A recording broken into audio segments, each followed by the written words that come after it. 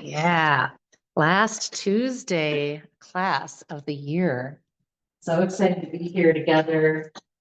Think about how we want to move perhaps into the coming year with more health and vitality. Let's begin on our belly. You might turn your head to one side. Maybe you're supporting with the hands. Maybe the hands are behind you. Please do what you have to do to find comfort there.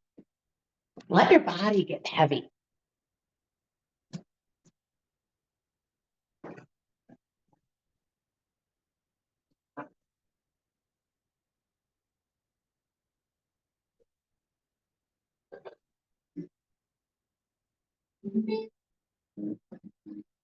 See, like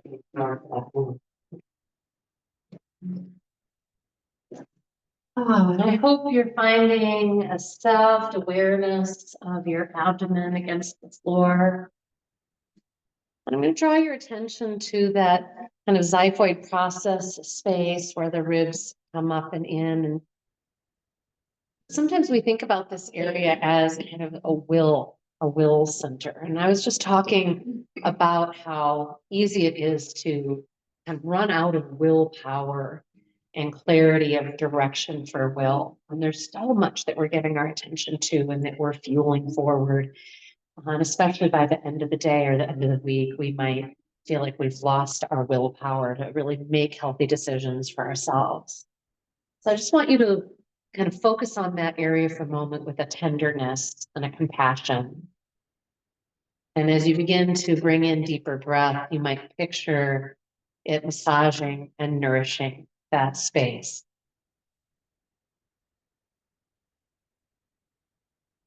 Breathing slow, deep and wide throughout the nose, asking, is there more? That's my curiosity question that keeps me attending to breath, to this moment, to this body as you have found it this morning. Can you feel the breath resonating into your back, to your sides?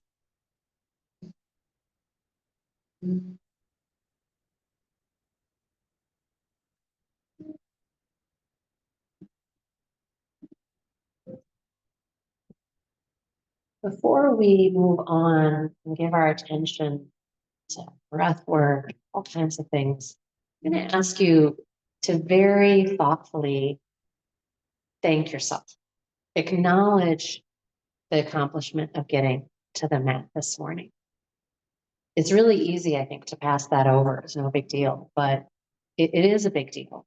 And often it takes a lot of decisions and reinforcement of choice and clarity, maybe negotiating with others, and of course with reality to get here. So I'm so glad you did.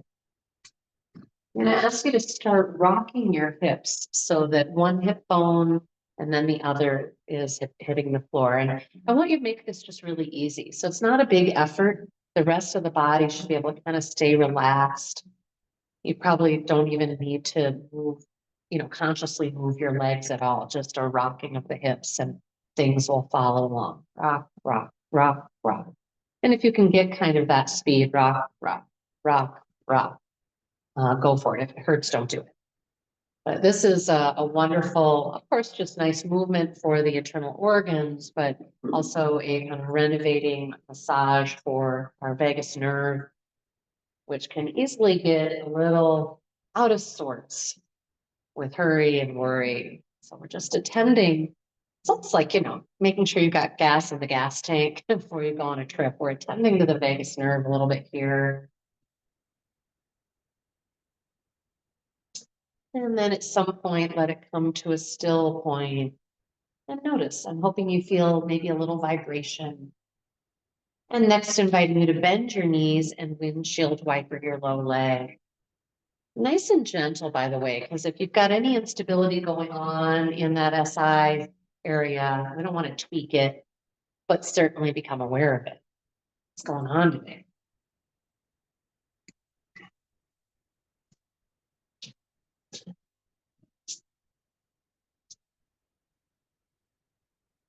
I'm inviting you now to extend your arms forward of your body. And if having them straight forward to the shoulders creates any discomfort, move them wide. And if having your hands on the actual floor is bothering you, slide back on your mat. And as you're ready, we're going to inhale, and I just want you to lengthen through right hand and left foot. That's it. Just reach, breathe, exhale, soften. Inhale, reach through left arm and right foot. And soften. Let's do a couple more each side, asking, is there more? If it feels natural and you want to let your head or chest come up off the floor a little bit, fine. But don't try to lift your shoulder, because that'll often create a funky kind of torque. If it happens to come up, fine.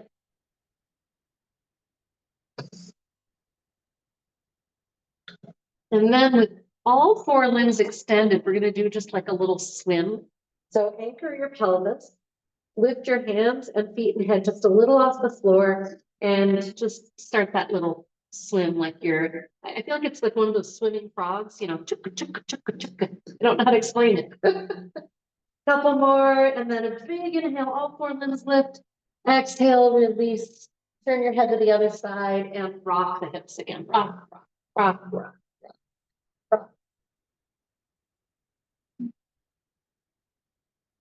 And then come to a still point and notice. We're going to come into our forearm planks. We're going to get a little heat going. I want to slide those shoulder heads down and check that the neck is as neutral as possible. Tongue soft, just the tip of it connecting roof of the mouth. And then please, knees down to start, or maybe forever, tuck the tailbone into your forearm. So if you're a chronic neck tightener like I am, you might just roll your head a little side to side, be like, hey, I don't need you involved. It's not your job. And of course, guiding breath deeply into your upper back and belly. So you're using those muscles. And see if you've got 1, 2, or 3 more breaths. And then when you're complete, release the hips, big glute squeeze to prepare to press back child's pose. So I have you do it that way so that when I plant my hands, no wings, no shrugs. I've got that nice core support of the glutes anchored down. Press back, knees wide. We're going to come into 3 sighing breaths. I'm going to do it with arms active and forward, although again, I took mine a little wider than the shoulders. Keeping the hips deeply set back. Inhale, lift the head and chest if it feels good to do so. Exhaling, sigh, settle. Again. Is there more? Is there more? Ah.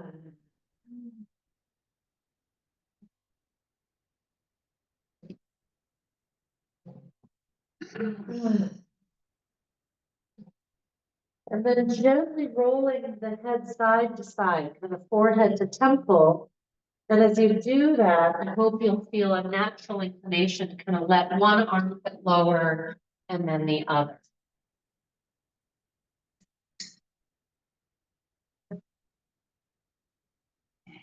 I'm hoping you're finding some powerful but subtle stuff in that whole armpit, lat area, scaps. Yeah.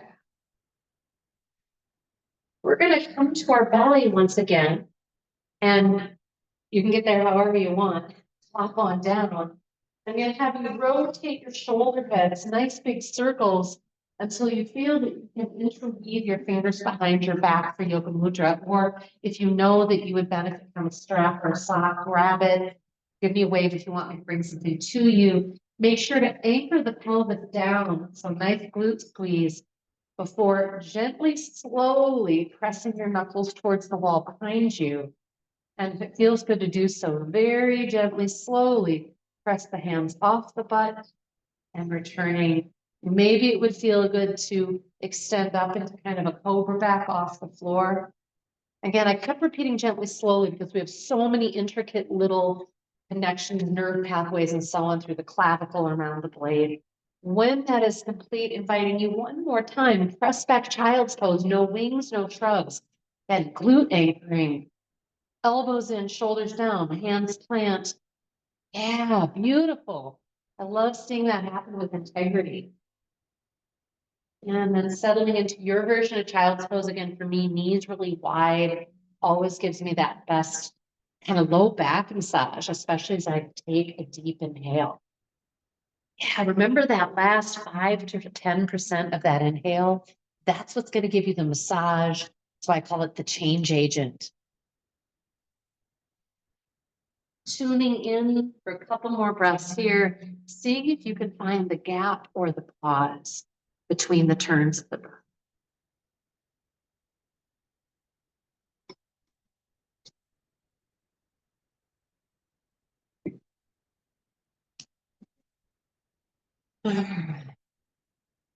Nice exhale, using that to tuck the tailbone, bring the knees in and come into your table pose. Inhaling cow and exhaling cat. Now, cow pose is a much more kind of detailed posture than I think a lot of people think. Sometimes people think, oh, it's just, arch your back. No, no, no. It's reaching back through the tailbone, drawing forward through the heart clavicle area while you draw back through your shoulders. And the head just comes forward as much as it applies to the natural curve of the spine. So I'm not looking forward and compressing the back of the neck.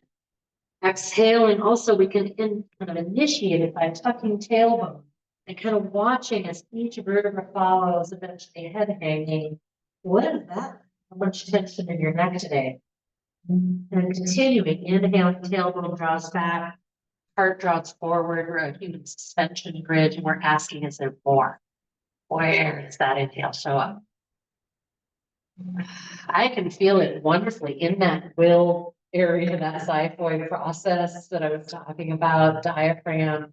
I can sometimes feel it into my ribs and costals or even up into the clavicle.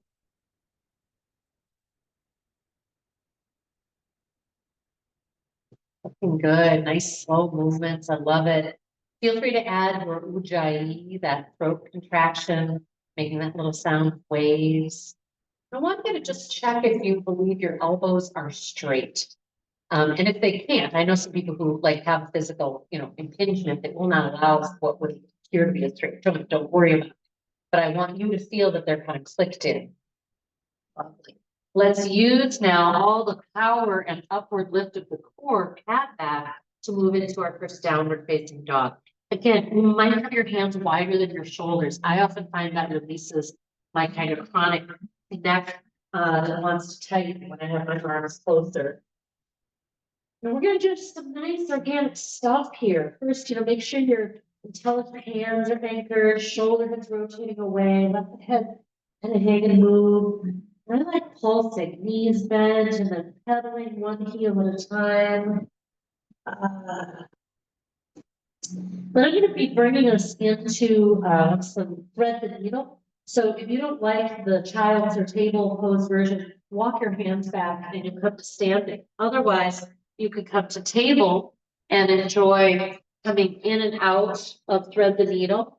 I find I get the most out of the child's pose version, which doesn't have a pulsing, but somehow that angle brings me into these deep connections around the shoulder blade. And especially, wherever you are, you might be able to find it. Like sometimes standing, I can find it by then tilting down a little towards the hand. And always, always the breath. And again, I'm hoping you're kind of getting a massage in here around the shoulder blade, up into those trap connections. Are you guys getting that? Oh, yay. That's so glad. And of course, as you're ready, you'll go to the other side. I'm always so curious, is this side different? I'm generally very right hand dominant, other than massage where I use both arms in daily life. And so I got to say, having this whole thumb injury thing has been so weird and challenging. So notice that too. If you have one side that's much tighter, maybe just you don't even feel like you're as in relationship with it. You're like, hello, are you mine? Are you attached to this body? We communicate. When you come back up, I'm going to ask you to just again notice, would it feel good to go into cow cat? Are you craving downward facing dog? We're going to be coming onto our bellies again for some jet airplane and ignition in that back body. So take a moment, So just respond, see where the energy is taking you, what your shoulders need before they come into this next excitement. Yeah, little plank to chaturanga, little down facing dog, love it.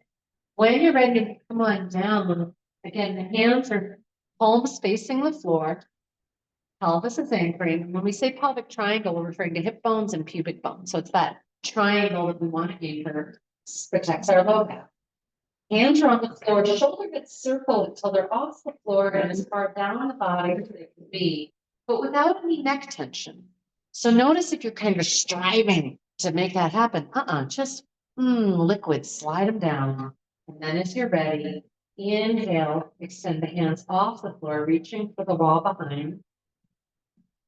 Notice that, and not striving. And then if you'd like, on your next inhale, raising the head and the chest a little off the floor. Maybe on the exhale, you want to return completely or just sort of dip and slide. We'll continue that way for a few rounds. Make sure that in your effort to get your hands off the floor, you're not rotating your shoulder head towards the floor. So if you try to go too high with the hands, it'll actually compromise the shoulder a little bit. If you're feeling good, go ahead and stay in extension and explore some sweeps, reaching one arm forward, the other arm back. I like doing them out to the side and just noticing again where I'm feeling tension and noticing that everywhere you're feeling tension, you're now creating lubrication. Hurrah.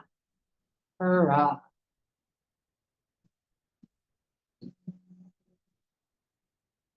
And in your own time, plant the hands, big inhale, exhale, press back, child's pose.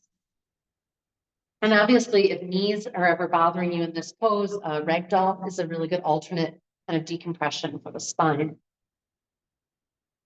But man, our hips sure love this, right? Going outside that regular path of motion. Great time to scan and see if one side is different than the other.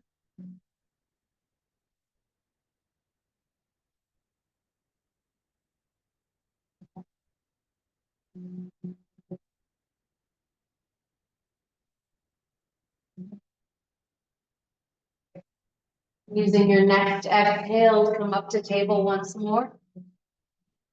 We're going to do just a little more core work here. And I love core work that, unlike say sit-ups, you don't have to lift your head off the floor. Yes, of course, I'm having to use a certain amount of neck strength just to keep my head from hitting the floor. But I just want it nice and long, extended from the tailbone, and staying relaxed as I slowly raise one hand and opposite knee about an inch, and breathing and noticing, staying liquid in the neck, face, and shoulders, switching. This is a great place to notice, again, side to side differences. Is it harder for you on one side? Again, if you're really dominant on one side, your core may really show that. So going back and forth a couple of times, slow, deep breath. And of course, it's a balancing posture. So notice any weird habits you have, like growing your eyebrows. Let's continue this, but extend the limbs. And I'm going to ask you to again, hold in your extension for a full breath or two. You'll decide, maybe you want to hold it a little longer, take the limbs just a little out to the side and come back. When you return to table, make it the slowest journey that you possibly can. Again, staying liquid in all those areas that you can. So really isolating that core body. It should feel so strong that you don't need your floor hand, that you can actually lift it up. So you already have so much lift in the body. Yeah. Looking good, you guys.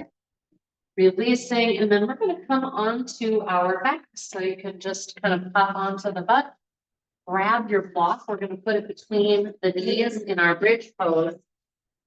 This should feel really, really good. Nice opposite shape. Make sure you work those upper arms towards you. And I very much benefit from lifting the chin up and back. I immediately feel more relaxed in my neck and trapezius muscles. And then raising the hips. Noticing, and it's engaging with that block, sending the knees away from you. We're going to do a little in and out this pose. So the next time you're inhaling, descend one rib at a time. Now, this is challenging. You're inhaling, but also using a lot of core muscles. As you settle, complete the inhale, maybe relax a little. As you exhale, bring belly to spine, spine to floor, and let that inspire the hips to rise up. We're going to continue this for probably half a dozen, something like that.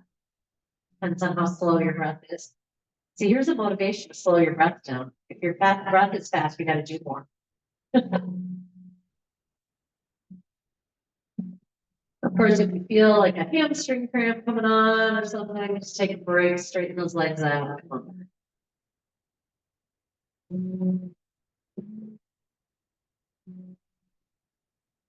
Again, ideally, we're breathing through the nose, nice and ujjayi, but if you're stuffy, you can always kind of sip a little through the mouth.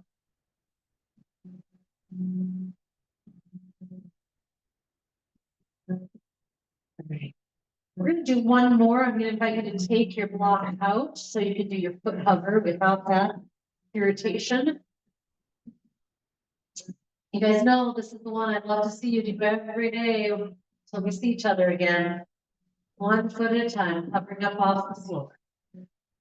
This is a great way to take care of your body that sits, that stands, that rides in cars, that lounges around in sofas, and that then needs to go shovel snow and not get injured. This is your hub of your wheel. So notice if it's feeling wonky. And slowly release on down. Keep the legs together to bring them together. Bring your arms out to the sides and just gently windshield wiper the legs to the left, right. And as you're doing this, again, using it not only as a therapeutic action, but a noticing action. In other words, it's good for us, it's creating good stuff, but also an opportunity to notice. Like I can feel when I go to the right, I got pull right up to my left hip crest that isn't there in the same exact way on the right. So that's a clue to be like, okay, there's some torque. Want to pay attention to that, love up my body, maybe do more spine twisting, maybe more reclined pigeon. All right, here we go. I'm going to take my right leg to the sky. I'm going to kick and straighten and bend it a few times. Just hello, ham. This is a nice way to warm the knee and hamstrings. And heck, you could do this in bed, right?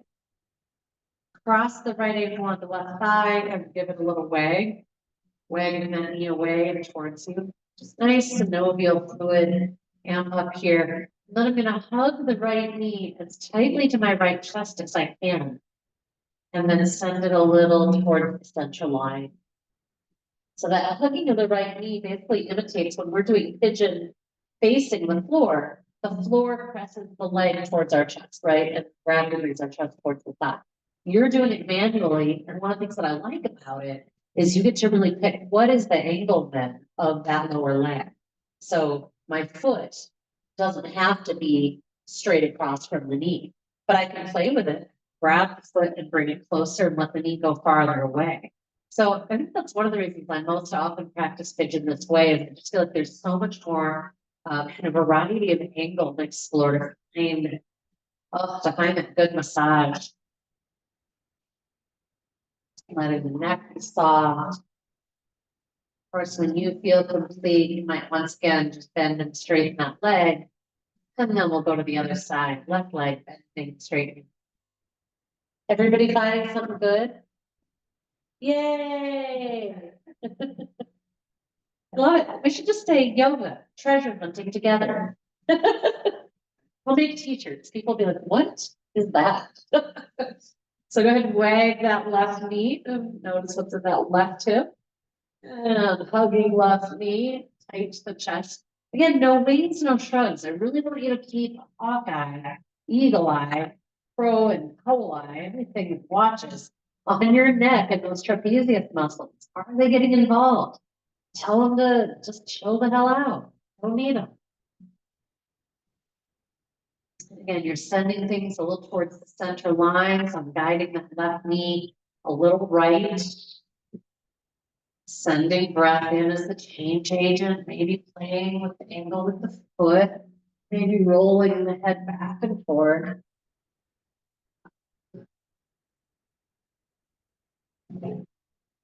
And once again, when you're ready to release, just play with a bend and straighten that leg, give it a little movement. I'm going to plant the feet a little wide for horse riding stance. If you take it too wide, you might feel some kind of pressure in the hip joints or torque in the knee. Don't do that. We just want this to feel a really nice expression of our strength. One more time. Then we're going to take our block under the sacral triangle. And as you know, there are two distinct positions here. I like both. I like hanging out with bent knees first. I find it just feels safer and better on my back. I get that low back traction in. I can really listen into that before I try to straighten my legs.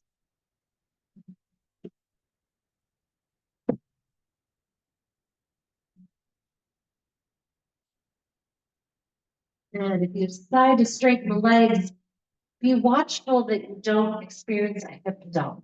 In other words, I don't want to have a big arch in my back with the pubic bone tilting forward and down. So if you have to scooch the block down a little bit in order to achieve this, please do. We want the block just perfectly at our hub. So the body is just gently draped over it. Notice some of the sensation and stretching available, potentially all the way down to those connections at the pubic bone, on those deep abdominal muscles, the psoas, even the hip flexors, and that forefront line of our bodies. So tight. So we'll take a couple more loving and opening breaths into it. It might be a sighing breath, whatever you like.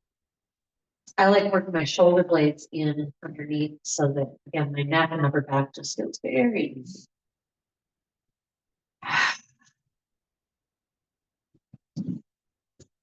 When you're ready to come out, bring the feet back up under the knees, kind of tuck the tailbone to lift it. So basically you're in bridge pose, remove the block, slowly lower the hips, and then bring knees to belly. Nice little hug. And as you roll side to side, I'm hoping that you get some nice massage experience. I like that it's a great way to get into the QL, the big, there are these really big, deep muscles that run under your big erectors. And they can get really, really tight and wreak havoc with our low back. So a lot of times you can feel some intensity at like the top of the right or left butt cheek outside of the SIs. The big QL underneath the erectors might be a part of that. So just notice how tight you're feeling. We're going to take it into spinal twisting, and that might give you some more clues. Let's all roll onto the left side. Just like to shake things up a little bit, even. Speaking of non-dominance, you could put something under your head.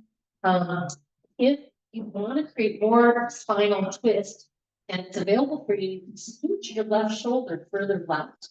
And that will bring you more onto your blade instead of your deltoid. But if it's just too tight, don't do that. And then now, wherever you are, I want you to play with opening that top arm. And at some point, I want you to open your arm behind you, palm open to the sky. And then slowly tilt your fingertips down. So you're kind of flexing through your palm. And inviting you to roll your head side to side. Take another long inhale and sweep the arm overhead towards the wall behind your head, say. Now there's no pull behind, but you know what I mean, I think. And at any point, it can feel really good to return to embryo pose. At some point, then you might reopen and maybe you're ready to have the top leg. You do that, use your floored arm and your hand under the shin or knee for support. So we don't want that leg dropping. It's just going to pull on the sacral area. So I want really the same height as my hip. If you want a little more stretch, you can pull up towards your ear a little bit. Hello, T-band. Hello, hip. Don't forget the breath. In fact, you can't breathe. You've got past your edge. Make it easier. Eventually coming back to embryo pose. And to make our journey to the other side, you can just kind of gently scooch or do what we call open book, close book. So you take your top knee, your right knee, let it lead, and eventually it will demand that the left knee come along, and you'll close the book of the knees on that right side. And as you settle here, again, just be very curious. What is that right amount of intensity? Do you want to slide onto the shoulder blade? Are you getting enough intensity? If you can flex your feet and can keep your thighs active in general, that creates stability for the lower. And you always want those knees straight forward to the hips, which you guys did good. Maybe you're opening and closing, and at some point, holding in that open position with the back arm, palm to the ceiling, and then flexing the fingertips down towards the floor and rolling the head whole side to side. Ideally, really reaching it away from your hand. It's a little bit of nerve flossing. Some of you guys feel that? I'm going to be doing a video on nerve flossing that I'm going to send you guys for the holidays. Yeah. Merry Christmas. Happy New Year. Happy solstice. Well, I figure it's just such a quick, easy for us to bust out in the kitchen, show everybody in the family. You know, if you've got teenagers who are on the computer the whole time, I mean, we all need this. You know, maybe you don't need all three of them, but generally people really go, oh, wow, I need this one. And you might return to embryo, you might open back up and explore the space above the head and maybe extend that top leg as it feels good to you.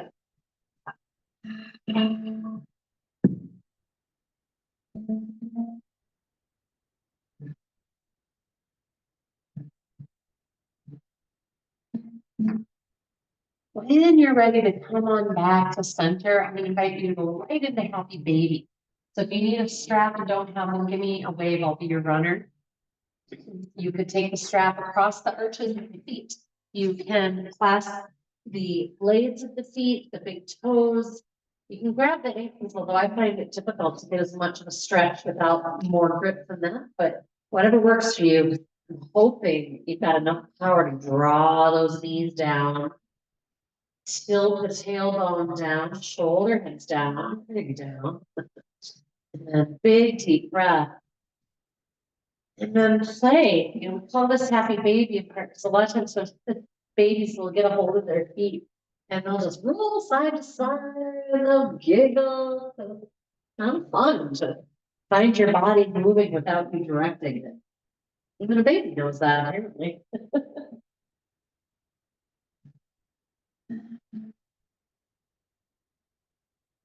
And I find, again, I might be tired of it, a lot of you, but I find that when I roll side to side, I can get into stretches all the way from like my armpit to my hip, like lat muscle stretches. So anybody else get that?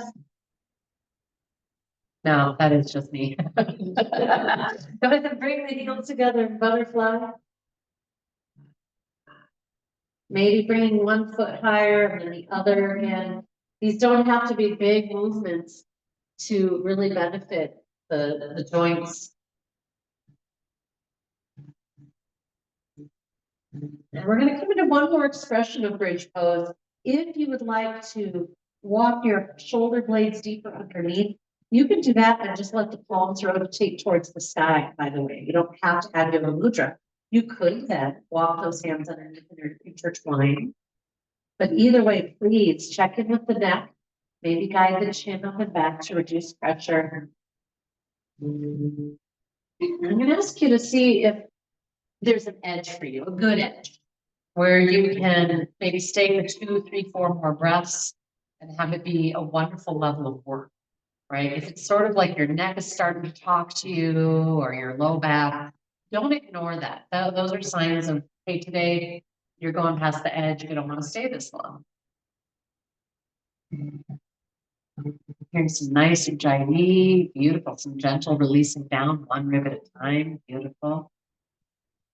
We're going to come into one more core strengthening exercise. And it seems to surprise people when we call it this, but we're coming into butterfly with our soles of our feet touching. I'm gonna just take a moment and rock or flap your butterfly wings. Definitely work the shoulder blades in and under. And then slowly raise the hips off the floor. Why do I call this a core stabilizing exercise or strengthening? Well, those deep inner thigh and low glute muscles are our rooting muscles. They're actually what allow us to have core stability and strength for shoveling, for example. Walking up hills, actually. Often people are like, oh, my back is sore. I'm walking up the hill. I'm like, "Yeah, that's not how that should work. We might get some snow and get to go sledding. You might get to be that hill walker. You'll get to practice your yoga. Uh-huh. When you're complete, you'll come down. You might decide to hold this another 30 seconds or a minute. All good. At some point, you might straighten the legs out. Maybe they're a little wide. I'm going to ask you to just begin to reach overhead towards the wall behind you and very organically pointing and flexing through the hands, the ankles, rolling wrists and ankles. Again, the head is going wherever it's going. Would it feel good to clasp one wrist with one hand and draw upon it and then the other? Yeah, we're gonna do a little vagus nerve exercise. So you're going to intertwine your fingers like we do with yoga mudra, actually. So you're getting them nice and woven in tight. But you're gonna then bring that tight weave behind your head so that the palms themselves are really on that whole base of the skull. It's like a little cradle. And then as you give that to the floor, you feel your knuckles against the surface of the floor. Yeah. And obviously, if this hurts your shoulder or something, amend it. You could tuck something under your elbow. Anybody need something tucked under an elbow? Okay, we're only going to be here for like a minute or so. So first, eyes open, and then take them to the right. We're continuing to breathe and notice. And we're going to stay here until, well, usually about 30 seconds or until we experience a yawn, a sigh, or a swallow. These are indicators that we've moved into a nice rest and digest part of our nervous system, out of fight and flight, fight or flight.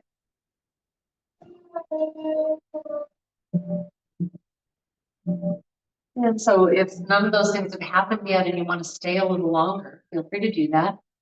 Ultimately, then you'll bring your eyes back to center and then to the left and hold looking left, eyes open for about 30 seconds.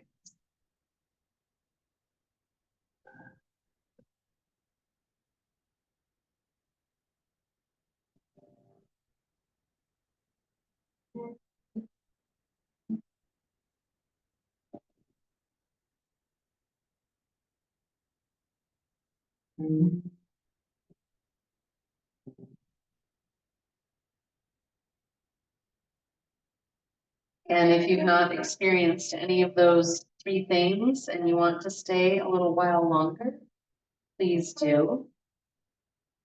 Otherwise, when you do come back to center, you might then take that moment to close the eyes. Maybe you want to initiate a swallow, a yawn, if you didn't experience any. This can be, again, kind of an interesting exercise to do, a couple times a week and just to see if it feels useful and calming to you. We're going to come up to seated, and ideally, it would be great to have something under your butt. A lot of us don't need much, but rarely don't we benefit from having a little something. Not quite chocolate meditation time. If you're like, well, getting seated, we'll get into that. But it is time to get comfy seated. And so for me, for example, I noticed that ever since I kind of tweaked my ankle a little this summer, that it doesn't really like sitting here. I can feel like a pull. So I just extend that one leg out. Maybe you've got both knees or hips that are kind of like cross-legged, and maybe you want to sit with them out. The only challenge with that is you don't want to feel like a big knee hyperextension. So, in an ideal world, you'd have something under your knees, or you wouldn't want to block at all. If you're out in a straddle, often you don't need anything underneath you because the hamstrings aren't making you pull back. Like I said, you can just try one foot in, have you. There's another interesting thing to explore if you are doing cross-legged, which is that if you have something under your butt like I do, especially if it's a little bit squishy and you guys on the bolsters too, you've got kind of that curve in the front.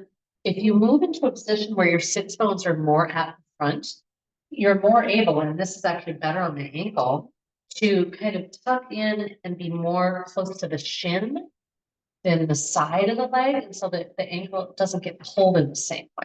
Do you see what I mean? Yeah, and that may or may not be comfortable too. It can put your knee into more of a tight crimp or what have you. That might not be good. If you were doing a 15-minute meditation, probably not. But for the length of time that we're here, for a few minutes, probably fine. We're going to be doing just a little breath of fire work, and it can be really fun and invigorating and so on to have arms out or up. I'm right now, like I said, dealing with so much weird tension in my left neck because I'm trying to protect my right thumb that I'm going to abstain from the arm position. But if you're doing it, it can be really fun. I feel like to have a mudra. And so I either take index finger and thumb together and the other thumb's fingers extended and kind of connected to one another, or you can bring fold in your other fingers and just have the thumb extended. Again, if that feels this is powerful, I'm giving my shoulders some good work. Woo-hoo. And we're going to do that breath of fire, that rapid in and out, using the pulsing of the abdominal strength. If you're too stuffy, again, you want to sip it through the mouth instead. Go for it. Nice long inhale, rooting and rising, and then begin.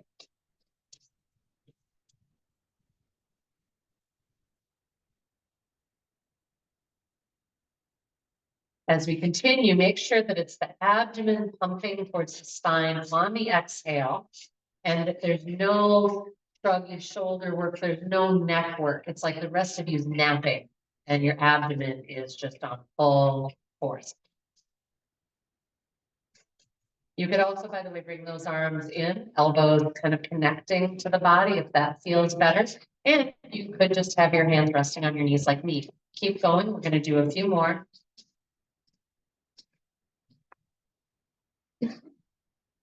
And then a long inhale. If you'd like, sweeping arms out and up. You've got those thumbs extended, you can connect them, otherwise fingertips. Exhaling their hands. I like to connect the thumbs right at the heart space. Notice what you've created. If it's anything negative, notice how you may need to change for this next round. And as you're ready, find your positioning. Keep in mind, when we say root and rise in yoga, I think there's often a challenge that people want to lift their chin. I don't actually see you guys doing that, which is really exciting versus being, reaching, straining. We really almost want the chin kind of pressing back all towards the face of itself. So we've got like a double throat. Yeah, beautiful, soft, just the tip of the tongue, roof of the mouth, press the tongue heavy, and begin inhaling, really rise, and begin those pulsings and expulsion of breath.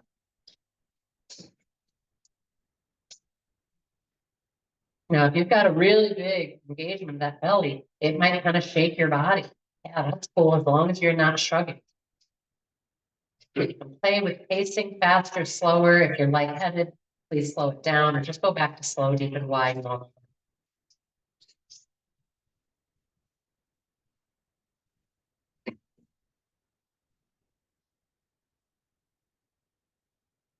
We'll do just a few more, isolating that abdominal strength. Yeah. And then inhaling, if you'd like, sweeping arms. Is there more? Exhaling your prayer hands. You might even touch that third eye point on your way down to that heart space. This would be a beautiful time to lightly bow your head towards the wisdom of your own body. The recognition that whatever challenges it might be experiencing, that it is constantly healing and renovating and calibrating on your behalf. Brilliant. And if there's any way recently that you have honoringly listened to the body and something it wanted or needed, I get to celebrate.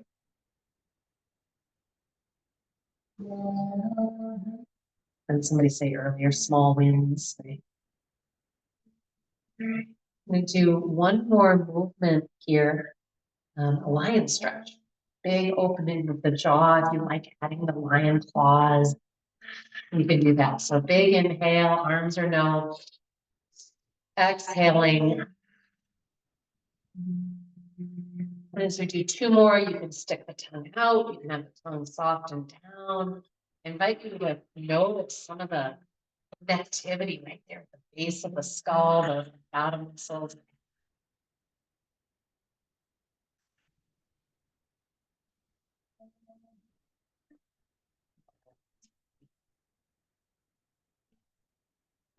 Come to a nice swallow, perhaps, and put on any layers you would like for your resting time. Those of you who would like to stay seated for about 3 or 4 minutes of resting before we move into chocolate meditation, which we do seated, you're welcome to just stay and meditate. Otherwise, if you feel like a little silent decompression flat is needed, let me know if you need me to run you a bolster or something. You could be in child's pose, you could be in embryo pose, and you could stay seated. You could move to a wall so that you have support behind your back.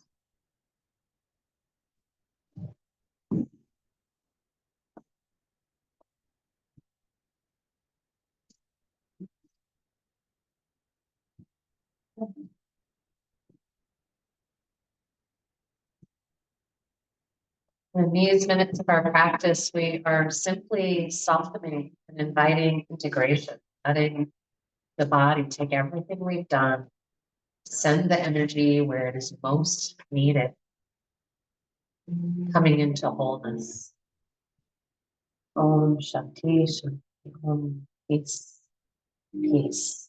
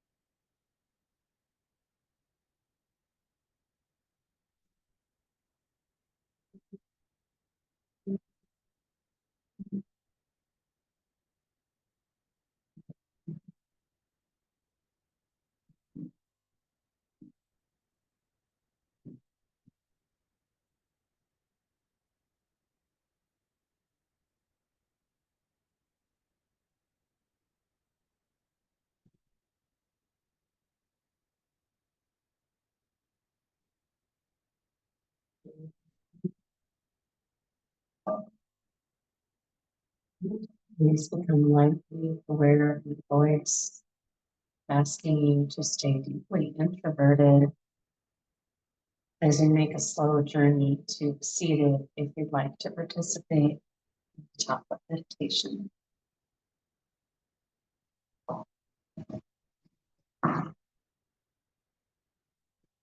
For me, the chocolate meditation is, of course, an opportunity to celebrate this wondrous thing. But it's equally opportunity to notice how when we choose to stay deeply present in our experience, how it changes the experience. We certainly believe it diffuses our pleasure. I think if we are deeply inside of, say, a painful experience, maybe experiencing some grief, that we actually move through it and heal faster. So learning how to be inwardly attentive and curious is so powerful. I think chocolate's a great vehicle. So if you're interested, just have a hand open and I'll place a piece of chocolate there. And invite you to maybe smell it before you place it into your mouth and notice the effect that it has on your body, your emotion.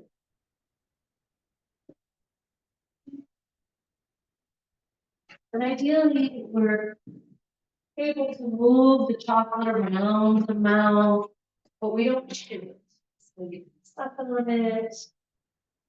You might have your mouth kind of tightly closed against the chocolate the entire time. You might open and have kind of more of a spaciousness. You might move the chocolate around between the gums and the teeth.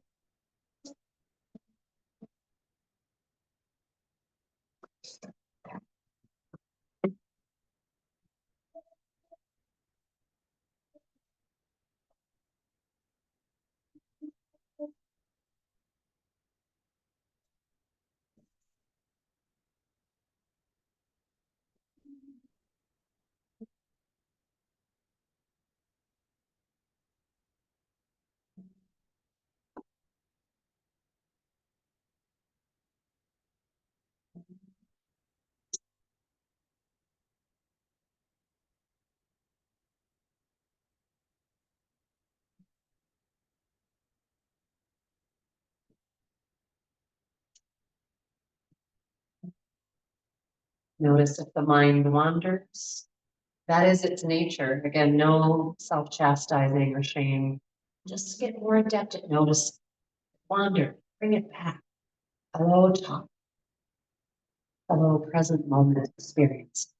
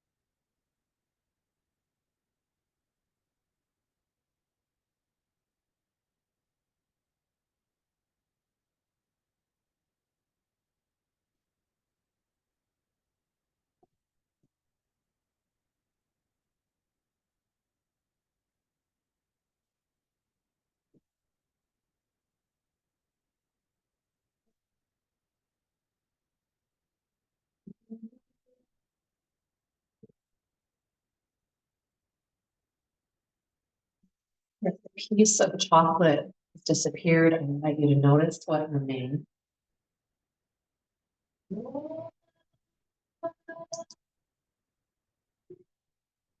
want to thank you each again for getting to the mat, for the gift that is to yourself, but also to me and everyone else here. It's a different practicing in community, isn't it? And I'm really grateful for it. So I look forward to hearing about your winter break when we're back together, and I look forward to entering into the new year with you.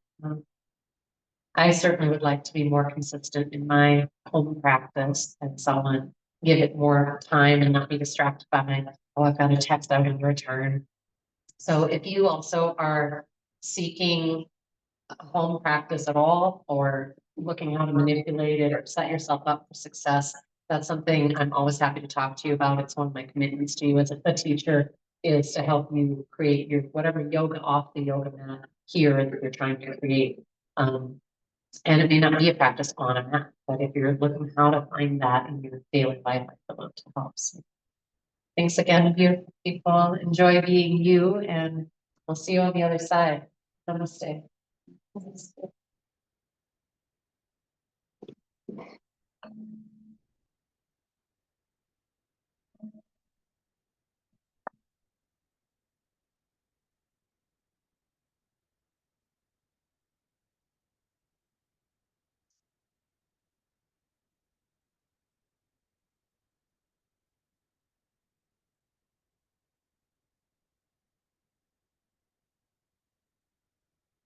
By the way, it's super fun. If you've never like tried one of these and put your head in here, feel free. My bowl is your bowl.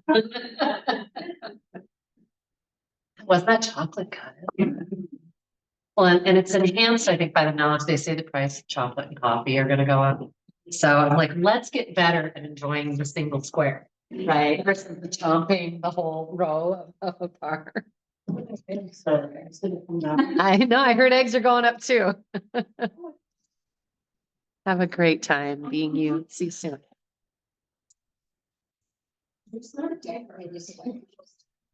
Oh, yeah. Hang on. Here we go.